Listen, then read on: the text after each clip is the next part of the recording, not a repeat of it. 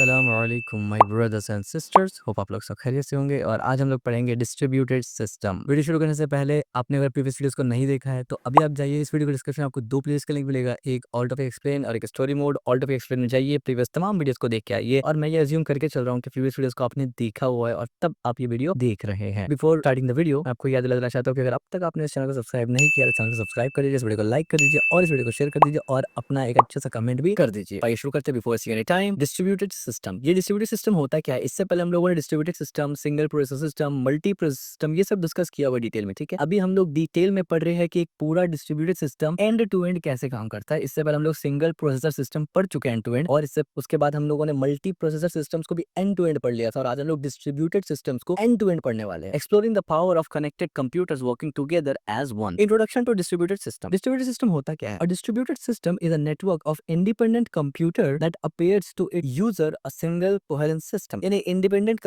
Distributed computer ये होता है कि एक पूरा का पूरा इंडिपेंडेंट कंप्यूटर होता है। जैसे कि आपके घर में एक कंप्यूटर होगा, वो आपका कंप्यूटर है, पर्सनल कंप्यूटर के जैसा। मेरा कंप्यूटर होगा, मेरा अपना कंप्यूटर है, मेरे पास पर्सनल कंप्यूटर कैसा, यानी फिजिकल कंप्यूटर अलग अलग है। These computers communicate and coordinate their action by passing messages. और ये आपस में जो कंप्यूटर्स बात करते हैं मैसेजेस के थ्रू कोऑर्डिनेट करते हैं, working together to achieve a common goal. और एक कॉमन गोल को अचीव करने के लिए सब सेटअप हो गया है। जैसे कि एग्जांपल के तौर पर मुझे एक चीज एग्जीक्यूट करना है जिसमें 1 घंटा लगेगा और मेरा स्पेसिफिकेशन के हिसाब से सेम स्पेसिफिकेशन आपके पास भी है। तो अगर मैंने वो जो एग्जीक्यूशन का लोड है वो दोनों में डिस्ट्रीब्यूट कर दिया, आपके इसमें भी वो डिस्ट्रीब्यूट हो रहा है, मेरे वाले में भी डिस्ट्रीब्यूट हो रहा है, तो जो 1 घंटा लगना था वो आधे घंटे में हो जाएगा, ठीक है। Distributed system are design to share resource, जैसे मैंने कहा रिसोर्स शेयर करना, मैनेज टास्क, जैसे मैंने अभी एग्जांपल दिया एक एग्जीक्यूशन को दोनों कंप्यूटर में करना, and ensure reliability across multiple machines often spread over a wide geographical area. आमतौर पे ज्योग्राफिकल एरिया जैसे हम लोग कहते हैं ना, इंडिया है और अलग अलग कंट्रीज है, अलग अलग सिटीज के दरमियान कंप्यूटर्स को रखा जाता है और उसके साथ इसको डिस्ट्रीब्यूट किया जाता है, ठीक है। इसमें 3 की पॉइंट्स है जो आपको याद रखना जरूरी है जब भी डिस्ट्रीब्यूटेड सिस्टम की बात आएगी। सबसे पहले नेटवर्क ऑफ कंप्यूटर, क्योंकि भैया आपस में जो कंप्यूटर लिंक्ड है, इंटरकनेक्ट है, वो नेटवर्क के थ्रू ही है। Multiple independent machine connected through a network working together as a unified system, यानी अलग अलग मशीन जो अलग अलग जगह अलग अलग फिजिकल लोकेशन में मौजूद है उनको नेटवर्क के थ्रू कनेक्ट किया जाता है और एक पर्पस के लिए सब मशीन काम करता है, ठीक है। इसी को बोलते हैं डिस्ट्रीब्यूटेड सिस्टम। दूसरा क्या है? Coordination. Computers communicate and coordinate through messages passing to achieve common object, यानी आपस में सब कंप्यूटर कोऑर्डिनेट करेंगे, ऑफ कोर्स बात करेंगे, कम्युनिकेट करेंगे, तभी तो समझ में आएगा ना कि एक साथ काम कैसे करना। और the third is single system illusion, और इससे इल्यूजन ये क्रिएट होता है कि एक सिंगल सिस्टम है ना कि मल्टीपल सिस्टम है, क्योंकि आप उसको इस तरीके से कनेक्ट करते हैं। User perceive the distributed system as a single, जो यूजर है वो उसको एक इस तरह से देखता है कि अलग अलग सिस्टम है तो वो सिंगल सिंगल सिस्टम है। Coherent system dispute it's distributed nature, यानी आसान शब्दों में ये है कि अलग अलग सिस्टम है, अब वो है तो अलग अलग, लेकिन उसको इस तरीके से आप एक साथ जोड़ते हैं कि इल्यूजन ये क्रिएट होता है कि वो एक सिस्टम है, अलग अलग नहीं है, क्योंकि एक काम को सब सिस्टम मिलकर करता है, ठीक है। ज्योग्राफिकल डिस्ट्रीब्यूशन, इसमें 3 पॉइंट हम लोगों को पढ़ना है, बल्कि 2 पॉइंट पढ़ना है। एक होता है कि लोकेशन इंडिपेंडेंट, जाहिर सी बात है component of distributed system can be located in a different physical location, जैसे हमने एग्जांपल दिया अलग अलग सिटीज में हो सकता है, अलग अलग जगह हो सकता है। Range from different room in a building to different cities or a country, जैसे हमने बताया कि सिटीज कंट्री अलग अलग हो सकता है, ठीक है। Network communication, this system rely on the network, जैसे हमने एग्जांपल दिया पहले कि ये जो सिस्टम है ये नेटवर्क के ऊपर रिलाई करता है, क्योंकि नेटवर्क से कनेक्ट होता है। अब नेटवर्क में जब आप नेटवर्किंग पढ़ेंगे अगर आपको पता चलेगा बहुत किस्म का नेटवर्क होता है। एक होता है लैन यानी लोकल एरिया नेटवर्क, होता है वैन यानी वाइड एरिया नेटवर्क। यानी लोकल एरिया नेटवर्क का मतलब ये है कि जहाँ इंटरनेट से आप कनेक्ट नहीं होते, लोकल एरिया नेटवर्क में आप कनेक्ट है। और एक होता है वाइड एरिया नेटवर्क जिसको आप कहते हैं कि वैन, यानी वो इंटरनेट से आप कनेक्ट होता है to enable communication between distributed node, ठीक है। तो बहुत से तरीके, लोकल एरिया में आप डिस्ट्रीब्यूटेड सिस्टम बना सकते हैं और इंटरनेट के थ्रू भी आप डिस्ट्रीब्यूटेड सिस्टम बना सकते हैं। रियल वर्ल्ड एग्जांपल देख लीजिए, think of as a global banking system. Example के तरह मान के चलिए ग्लोबल बैंकिंग सिस्टम है, when you transfer money from your account in New York to your friends account in Tokyo, जैसे आप न्यूयॉर्क से पैसा सेंड करते हैं अपने दोस्त के फ्रेंड में जो कि टोक्यो में है, you are using a distributed system, तो आप उस वक्त डिस्ट्रीब्यूटेड सिस्टम इस्तेमाल कर रहे होते हैं, क्योंकि आपने ट्रांजैक्शन न्यूयॉर्क में किया लेकिन वो रिफ्लेक्ट हो रहा है कहां पर? टोक्यो में भी, तो जाहिर सी बात वो आपस में कनेक्ट है, तभी तो कर पा रहे हैं ना ऐसा। The bank server are located in a different country, तो बैंक का जो सर्वर है वो अलग अलग कंट्री में लोकेटेड है, यानी अलग अलग कंट्री में बैठाया हुआ है, but they work together seamlessly to process your transaction as if they were single system, लेकिन वो एक साथ ऐसे काम कर रहे हैं कि आपने यहाँ से ट्रांसफर किया, आपका दोस्त टोक्यो में, वहां पर सीधा ट्रांसफर हो गया, तो दिखने में ऐसा लगता है कि एक ही नेटवर्क है जो दोनों को मैनेज करे, जबकि एक नहीं है, यानी नेटवर्क तो एक है, सिस्टम एक नहीं है, सिस्टम अलग अलग है, लेकिन उसको इंटीग्रेट किया गया है। और इसी को, यही एग्जांपल है डिस्ट्रीब्यूटेड सिस्टम का। This geographical distribution allow the bank to operate 24/7 following the sun across time zone, यानी इससे बेनिफिट ये होता है ना कि ये 24/7 एक्टिव रहेगा और हर जगह हर टाइम जोन के हिसाब से ये काम करेगा। अब यहाँ पर रिसोर्स शेयरिंग बहुत इंपॉर्टेंट पॉइंट आ जाता है डिस्ट्रीब्यूटेड सिस्टम में। वो क्या है? वहां पर भी 2 पॉइंट है। एक होता है शेयर्ड रिसोर्स, यानी resource such as file, database या computer power are shared among the node in the system, यानी जो डेटा है या फिर जो फाइल है या फिर जो कंप्यूटर का पावर है ये शेयर्ड होता है अक्रॉस अलग अलग सिस्टम में। मान लीजिए आपने 10 सिस्टम बनाया तो 10 के दरमियान ही डिवाइड हो सकता है। This enable efficient use of hardware and software resource. इससे क्या होता है कि किसी एक कंप्यूटर पे बहुत ज्यादा लोड नहीं पड़ेगा, यानी वही लोड बैलेंसिंग का कॉन्सेप्ट आ जाता है कि रिसोर्स यूटिलाइजेशन बेटर होता है। दूसरा आता है स्केलेबिलिटी। ऑफ कोर्स सबसे हाईएस्ट लेवल ऑफ स्केलेबिलिटी आपको डिस्ट्रीब्यूटेड सिस्टम में मिलता है in compare to uniprocessor या सिंगल सिस्टम प्रोसेसर या फिर multiple processor. Distributed system can scale horizontally by adding more node to the network, accommodate increase load and demand. ठीक है, जैसे लोड और डिमांड अगर इंक्रीज हो, यानी वर्कलोड और डिमांड या कुछ भी इंक्रीज हो, तो आप इसमें वर्टिकल या हॉरिजॉन्टल नोड ऐड कर सकते हैं अपने सिस्टम में उसको अपग्रेड करने के लिए। रियल वर्ल्ड एग्जांपल यहाँ पर देखिए, cloud storage service like Google drive और Dropbox are perfect example of resource sharing in distributed system. आपको पता है, आपने गूगल ड्राइव आप इस्तेमाल करते हैं, ड्रॉपबॉक्स आप इस्तेमाल करते हैं, मेगा आप इस्तेमाल करते हैं, ये सब किसका एग्जांपल है? ये क्लाउड स्टोरेज का एग्जांपल है, जो कि बेस्ट एग्जांपल है रिसोर्स शेयरिंग करते हैं आप डिस्ट्रीब्यूटेड सिस्टम में। Your file is store across multiple servers in different data centres around the world. आपका जो फाइल है वो डिफरेंट डेटा सर्वर में होता है, जो कि वर्ल्ड में बहुत सारी जगह फैला हुआ है। When you access your file, the system retrieve them from the nearest of most available server. लेकिन जब आपको डेटा चाहिए होता है, मान लीजिए गूगल ड्राइव में आपने एक डेटा रख दिया, अब वो डेटा आपने गूगल ड्राइव में डाल दिया, जो सर्वर जो डेटाबेस दुनिया भर में फैला हुआ है, लेकिन जब आपको डेटा चाहिए तो आपसे करीबी जो सबसे लेटेस्ट, यानी जो आपसे सबसे नियरेस्ट सर्वर होगा ना, उससे आएगा। इससे क्या होगा? लेटेंसी कम होगा, आपको वेट कम करना पड़ेगा, giving the fastest access while ensuring the data safety through redundancy. जैसे हमने बताया कि फास्टेस्ट एक्सेस आपको मिलेगा। If one server fail, other can take over, यानी एक सर्वर अगर फेल हो गया, आप दूसरे सर्वर से फेच कर सकते हैं। You can scale your storage need by simply adding more servers to the network, यानी और ज्यादा सर्वर आप नेटवर्क में डाल के उसको और ज्यादा स्केल कर सकते हैं और ज्यादा बढ़ा सकते हैं। सिंपल सा एग्जांपल है। अब इसके बाद आता है फॉल्ट टॉलरेंस। फॉल्ट टॉलरेंस और रिलायबिलिटी भी बहुत हाई होता है डिस्ट्रीब्यूटेड सिस्टम में in compare to single processor system और मल्टीपल प्रोसेसर सिस्टम। सबसे पहले आता है रिडंडेंसी, यानी रिडंडेंट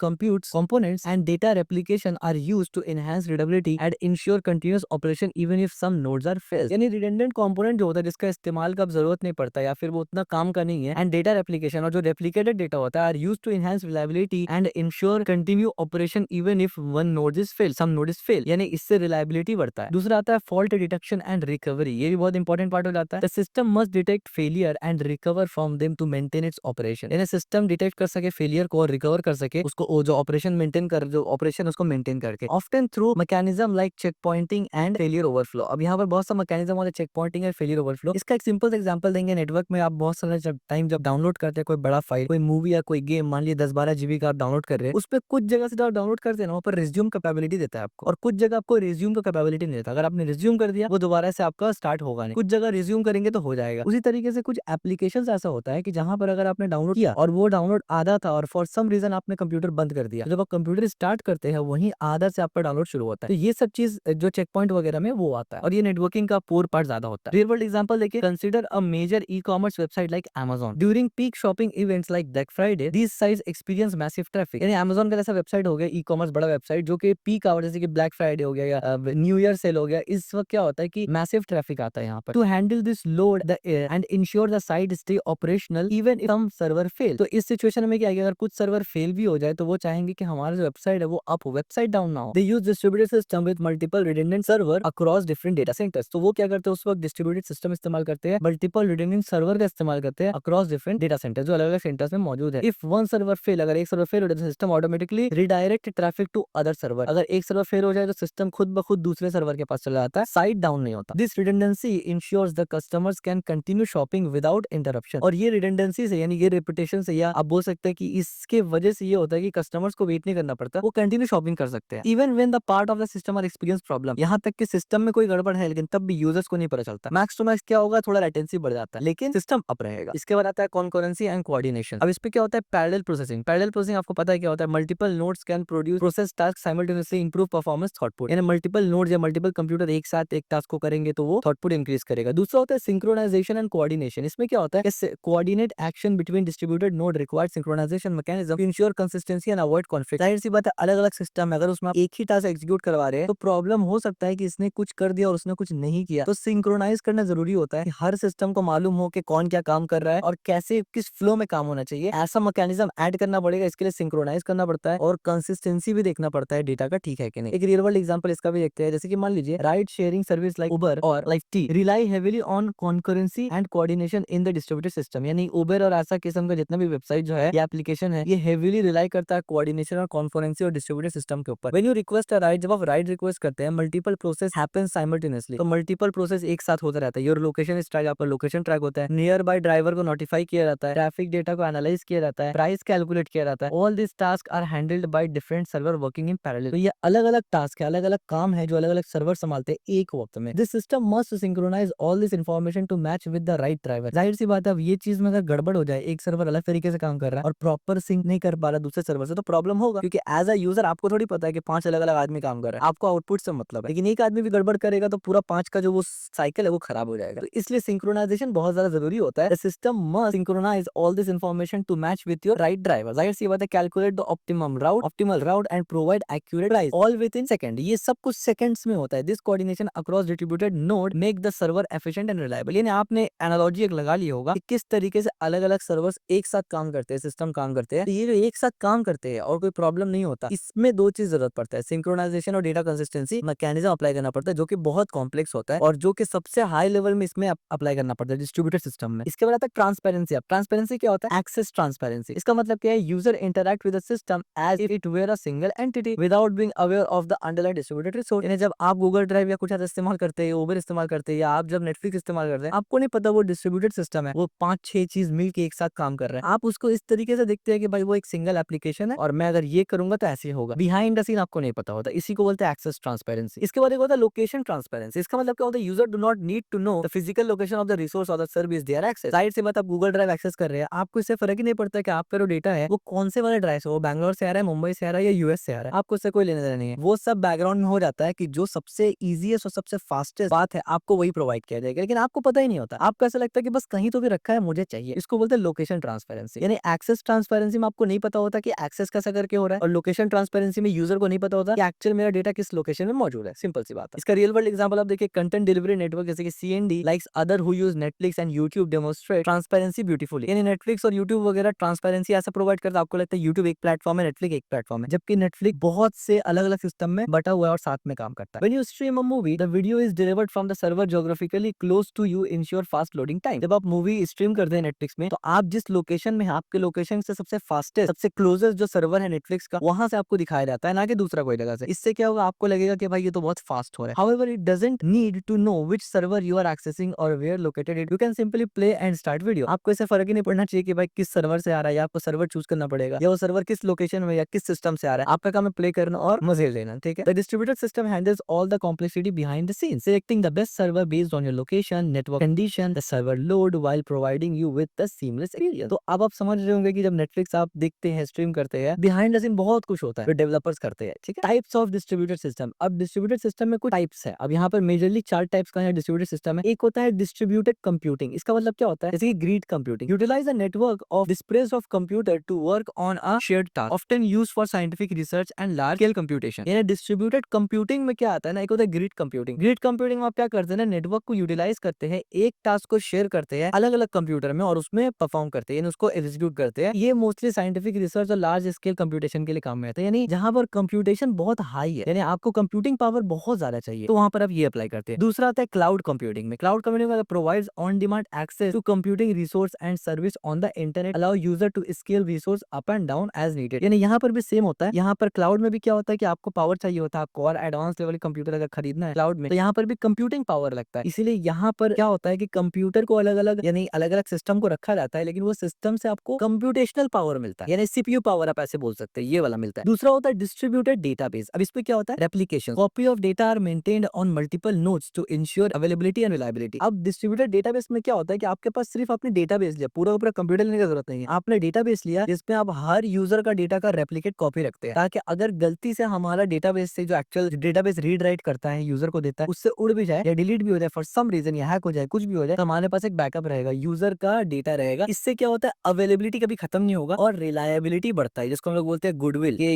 यूजर का जो भरोसा है वो आप जीतते हैं इससे। इसके बाद एक आता है पार्टीशनिंग। पार्टीशनिंग में क्या होता है ना, data is divided and distributed across different node to provide performance manageable. एक और काम के लिए भी डिस्ट्रीब्यूटेड डेटाबेस इस्तेमाल होता है कि बहुत सारा डेटाबेस आपने खरीदा और जो डेटा है यूजर का, उसको आप अलग अलग डिस्ट्रीब्यूट कर रहे हैं ताकि उसको अच्छी तरीके से आप मैनेज भी कर सके और परफॉर्मेंस बढ़ा सके। तो यहाँ पर मेन मकसद डिस्ट्रीब्यूट करने का क्या है? डेटा का ऊपर, यानी डेटा और स्टोरेज के ऊपर डिस्ट्रीब्यूशन हो रहा है। यहाँ पर डिस्ट्रीब्यूशन किसके ऊपर हुआ था? कंप्यूटिंग पावर के ऊपर हुआ था। अच्छा, इसके बाद एक और डिस्ट्रीब्यूटेड फाइल सिस्टम। अब यहाँ पर फाइल सिस्टम में भी डिस्ट्रीब्यूट होता है, यानी नेटवर्क फाइल सिस्टम, जिसको एनएफएस भी कहा जाता है, आप में से बहुत किसी को पता होगा। Allow files to be share and access across network as if they were your local disk, यानी आप इस तरीके से नेटवर्क में फाइल एक्सेस और शेयर करते हैं जैसे आपके लोकल डिस्क में होता है। इसमें क्या होता है? Distributed file file system spread file across multiple servers and provide a unified interface for file access। यानी जैसे कि आप गूगल ड्राइव से कुछ डाउनलोड करते हैं या आप कोई मूवी डाउनलोड करते हैं, आप देख रहे हो किसी ड्राइव में रखा होता है, तो वो ड्राइव वैसी है कि वो फाइल सिस्टम आपको प्रोवाइड कर रहा है और आप वहां पर जाके बस एक क्लिक करते हैं और डाउनलोड करते हैं, ठीक है। इसके बाद एक होता है डिस्ट्रीब्यूटेड एप्लीकेशन। यहाँ पर क्या होता है कि सर्विस ओरिएंटेड आर्किटेक्चर SOA, यानी application are build as a collection of a service that communicate over the network promoting modular and reusability. यानी इससे पहले हम लोगों ने डिस्ट्रीब्यूशन में डिस्कस किया था माइक्रो सर्विसेज, सॉफ्टवेयर से रिलेटेड मैंने कहा था। वहां पर क्या होता है कि एक एप्लीकेशन है, मैंने फेसबुक का एग्जांपल भी दिया था कि मान लीजिए फेसबुक का प्रोफाइल पेज एक अलग बना है और वो इंडिपेंडेंट रन हो रहा है, इसी तरीके से फीड पेज इंडिपेंडेंट रन हो रहा है और आपका जो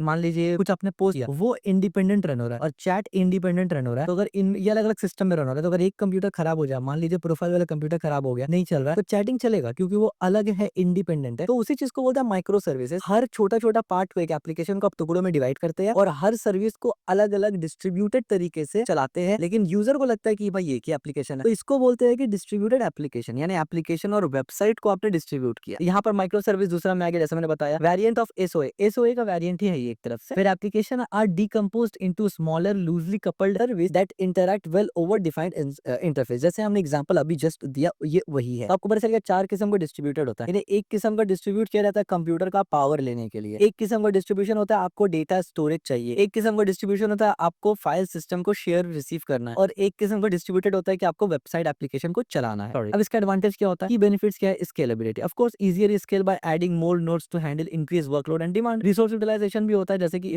इफेक्टिव यूजर रिसोर्स होता है बाय लेवरेजिंग डिस्ट्रीब्यूटेड नोड। इस तरीके से फॉल्ट टॉलरेंस बढ़ जाता है, redundant component and data replicate increasing reliability and availability, जैसे हमने पहले डिस्कस किया। इसका रियल वर्ल्ड एग्जांपल अगर आप देखें तो consider how distributed system have perform online video streaming before distributed system video hosting was limited by the capability of the single server. यानी डिस्ट्रीब्यूटेड सिस्टम से पहले जो होस्टिंग सर्वर जो प्रोवाइड करते थे वो लिमिटेड थे काफी ज्यादा, leading to buffer and downtown during peak usage. यानी जब पीक यूजेज होता था, तो जब पीक यूजेज होता था तो जो स्टोरेज सर्वर होते थे, यानी जब डिस्ट्रीब्यूटेड सिस्टम नहीं आए थे तो वो डाउन हो जाते थे, सर्वर डाउन बहुत ज्यादा होता था। आज के वक्त ऐसा नहीं होता है क्योंकि आज के वक्त वो मैनेज हो रहा है डिस्ट्रीब्यूटेड सिस्टम के थ्रू। With distributed system platform like YouTube can serve billions of videos to the user world wide by distributing content across thousands of servers. This scalability allow them to handle massive traffic. Simple सी बात है। And when a viral video gains millions views overnight, the efficient resource utilization ensures smooth playback even on a limited bandwidth connection. With fault tolerance means your video continues streaming even if some server is failure. जाहिर सी बात, अब किसी एक particular video में बहुत ज्यादा spike आ रहा, वायरल हो रहा वीडियो, तो वो फेल नहीं होता। वो वीडियो ऐसा नहीं होता कि आप देख नहीं सकते, सर्वर डाउन है, नहीं, दूसरा सर्वर उसको हैंडल करता है, ठीक है। तो ये बहुत बड़ा इंटरप्राइज का एग्जांपल हो गया। कुछ डिसएडवांटेज भी है। क्या डिसएडवांटेज आइए वो समझते हैं। सबसे पहले कॉम्प्लेक्सिटी, भैया बहुत कॉम्प्लेक्स हो जाता है, जाहिर सी बात है। Design and managing distributed system is more complex due to issue like communication, synchronization and fault tolerance, जिसके बारे में हमने इससे पहले कई बार डिस्कस किया है। इसके बाद लेटेंसी का प्रॉब्लम आता है क्योंकि network connection connect through latency, यानी network communication can introduce latency affect performance, क्योंकि पूरा का पूरा कंप्यूटर है, चाहे एक हो, दो हो, 10 हो, 1000 हो, वो नेटवर्क में कनेक्ट है। तो नेटवर्क में जब कनेक्ट है तो लेटेंसी आने का चांसेस वहां बढ़ जाता है, उसको भी सॉल्व करना पड़ता है। दूसरा आता है security. Distributed resource across multiple location can create security challenge that need to be address. यानी अलग अलग कंप्यूटर जब बात कर रहे हैं दूसरा से ओवर द नेटवर्क, इंटरनेट के थ्रू, तो आपको पता है कि जब इंटरनेट आते हैं तो फिर वहां पर हैकर्स भी आ जाते हैं, तो सिक्योरिटी मैटर हो जाता है वहां पर सिक्योरिटी देखना और इंपॉर्टेंट होता है, क्योंकि आप लोकली कुछ नहीं कर रहे हैं ना, आप वहां पर नेट से कनेक्ट होगा। ऑनलाइन मल्टीप्लेयर गेम, जैसे कि मल्टीप्लेयर गेम आप खेलते हैं पबजी वगैरह एग्जांपल के तौर पे, illustrate the challenge of distributed system. ये चीज इस चीज को रिप्रेजेंट करता है कि डिस्ट्रीब्यूटेड सिस्टम कितना चैलेंजिंग है। When you play a game like Fortnite या फिर Minecraft with player around the world, या फिर पबजी मान लीजिए, game must synchronize action across thousands of computers with varying internet connection. यानी आप खुद सोच सकते हैं कितना कॉम्प्लेक्स होगा, अलग अलग कितने यूजर खेल रहा है, और एक तो गेम खुद डिस्ट्रीब्यूटेड है, दूसरा जो यूजर से अलग अलग वो सब आपस में सिंक है। This complexity can lead to issue like lag, यानी लेटेंसी का प्रॉब्लम आ सकता है, where your action take time to register and desynchronize, where you see different game state than other player. यानी ऐसा भी हो सकता है कि आप कुछ देख रहे हैं लेकिन वो कुछ देख रहा है, यानी डिसिंक्रोनाइज हो सकता है। Security is also concern as distributed system must protect against cheating attempt and hacking across multiple entire project. This challenge required sophisticated solution and maintain fair and enjoyable game play experience. यानी इस पे अगर मैं बहुत सारे example दूंगा, एक अलग वीडियो हो सकता है कैसे करके गेम्स वगैरह स्ट्रीम होता है, बट ये बहुत डिटेल हो जाएगा। बट इतना समझिए कि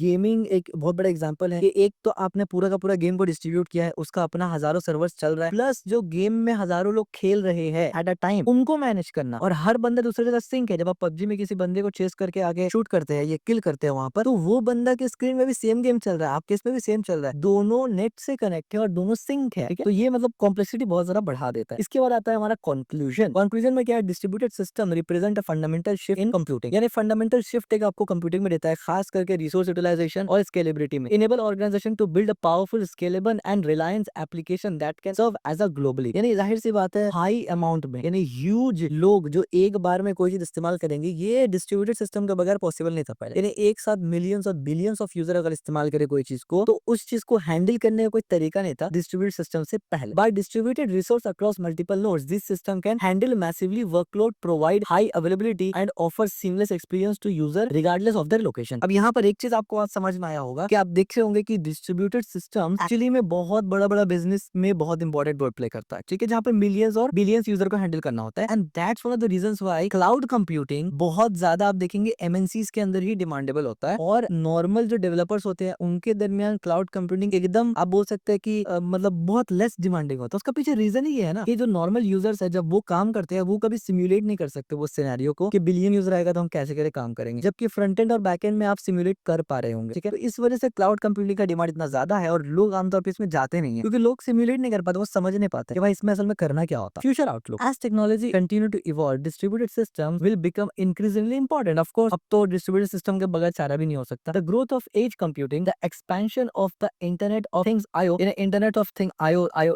आईओटी, इंटरनेट ऑफ थिंग, ये बढ़ जा रहा है, and increasing demand of real time data processing will all drive further innovation in distributed system. यानी इन सब चीजों की वजह से डिस्ट्रीब्यूटेड सिस्टम में और ज्यादा फर्दर इनोवेशंस का जरूरत है, हो भी रहा है, एडवांसमेंट भी हो रहा है। This advancement will enable new application in the field like autonomous vehicle, smart cities, इस तरीके से personalize health care, transformation, how we interact with technology in our daily life. समझ में आ रहा है आपको? Key take away, global collaboration, distributed system enable computers world wide to work together as a unified whole. यानी एक kind of global gathering कर रहे हैं। Trade off exit, benefit come with increasing complexity, latency and security challenges. यानी benefit तो मिलता है but ये प्रॉब्लम्स भी आ जाता है। Future technology, distributed system will continue to drive innovation in computers and computing and technology. Of course हर फील्ड में, चाहे सिंगल प्रोसेसर का हो, मल्टीपल प्रोसेसर का हो, या डिस्ट्रीब्यूटेड सिस्टम आर्किटेक्चर हो, हर आर्किटेक्चर में अपने हिसाब से इवोल्यूशन और ग्रोथ हो रहा है, क्योंकि हर आर्किटेक्चर का यूज केस रियल वर्ल्ड में हो रहा है। So this is all about distributed system. End to end हमने डिस्ट्रीब्यूटेड सिस्टम को समझा कि डिस्ट्रीब्यूटेड सिस्टम क्या होता है, कंपोनेंट्स क्या है, कैसे काम करता है, एडवांटेज क्या है, डिसएडवांटेज क्या है, ड्रॉबैक्स क्या है, रियल वर्ल्ड एग्जांपल के साथ। आई होप आपको डिस्ट्रीब्यूटेड सिस्टम से रिलेटेड अब कोई भी सवाल दिमाग में नहीं रहा होगा। अगर ये वीडियो आपको पसंद आए तो इस वीडियो को लाइक जरूर करना, चैनल को सब्सक्राइब जरूर करना और इस वीडियो को शेयर जरूर करना।